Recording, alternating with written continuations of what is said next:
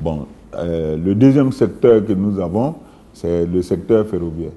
Et au niveau du secteur ferroviaire, nous avons des grands enjeux.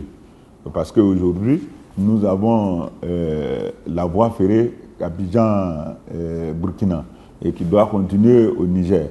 Bon, le problème que nous avons, c'est qu'aujourd'hui, les voies ferrées que nous avons en Afrique de l'Ouest, c'est des voies ferrées métriques. Or, aujourd'hui, tout le monde dit que dans peu de temps, toutes les voies seront au standard. Donc, le dossier que nous avons trouvé, il fallait réhabiliter la voie ferrée Abidjan-Kaya qui revenait à un investissement global de 150 milliards. Bon, étant entendu que nous nous sommes dit, est-ce que ça vaut le coup de mettre 150 milliards aujourd'hui en jeu pour que demain, on puisse venir détruire encore pour faire un nouveau chemin de fer. Donc, c'est cette étude que nous allons boucler très prochainement. Et notre avis aujourd'hui, c'est qu'il ne faut pas faire ces investissements massifs. Il faut faire le minimum qu'il faut pour que cette voie-là continue qu'on puisse continuer le trafic qui existe aujourd'hui avec des trains qui roulent à 30 à l'heure. Au moment où les gens sont à 400 à l'heure, ça veut tout dire, ce que nous avons aujourd'hui.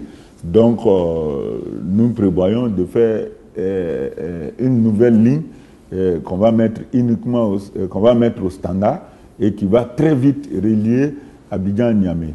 Bon, indépendamment de ça, nous allons avoir une deuxième ligne de chemin de fer importante qui va partir de San Pedro jusqu'à la frontière du Mali. Bon, et donc jusqu'à Sikasso au Mali. Et puis on va faire une interconnexion de la voie Abidjan-Niger avec Sikasso, de telle sorte qu'on puisse permettre aux Maliens, aux Burkinabés, aux Nigériens de faire un choix entre le port de San Pedro et le port d'Abidjan. Bon, aujourd'hui, le gouvernement ivoirien a pris les bonnes décisions parce que nous nous rendons compte aujourd'hui que l'ensemble des ports qui existent aujourd'hui d'Afrique sont déjà très surchargés. Que ce soit Abidjan, que ce soit Lomé, Cotonou, Tema, tous ces ports-là aujourd'hui sont complètement débordés. Il n'y a que le port de San Pedro aujourd'hui qui tourne nettement en dessous de sa capacité. Bon, 1 million de tonnes pour un port qui peut faire 20 millions de tonnes. Bon, donc, c'est vraiment un désavantage aujourd'hui qu'il faut transformer maintenant en avantage. Parce que ce soit au Mali, que ce soit au Burkina, que ce soit en Côte d'Ivoire chez nous-mêmes, nous avons des grandes réserves de minerais à mettre en valeur. Et l'ensemble des pays sont d'accord aujourd'hui qu'il faut lancer le plus rapidement possible le chemin de fer pour que ces investissements-là, on puisse les réaliser dans le mandat que nous avons aujourd'hui. Parce qu'on a presque les mêmes mandats au Niger, au Mali et choses, donc nous sommes tous pressés.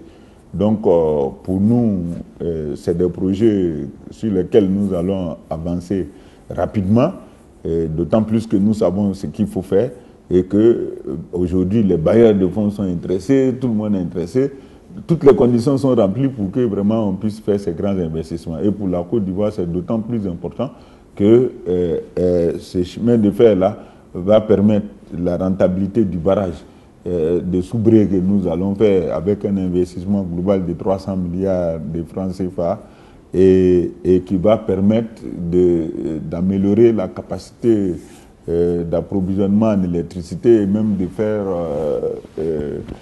l'exportation de l'électricité vers les pays voisins comme le Libéria et la Guinée. Et puis en plus, dans notre politique même électrique, ça serait une bonne chose d'avoir un maillage entre l'énergie thermique, qui est la base aujourd'hui de notre production d'électricité, et l'énergie hydraulique. Et bon, aujourd'hui, c'est pareil, le Niger, tout le monde attend pour que effectivement les choses puissent bien se passer. Et c'est là que nous attendons aussi le secteur privé, parce que tous ces projets-là sont prévus chez nous, en ce qui nous concerne, en partenariat secteur privé, secteur public.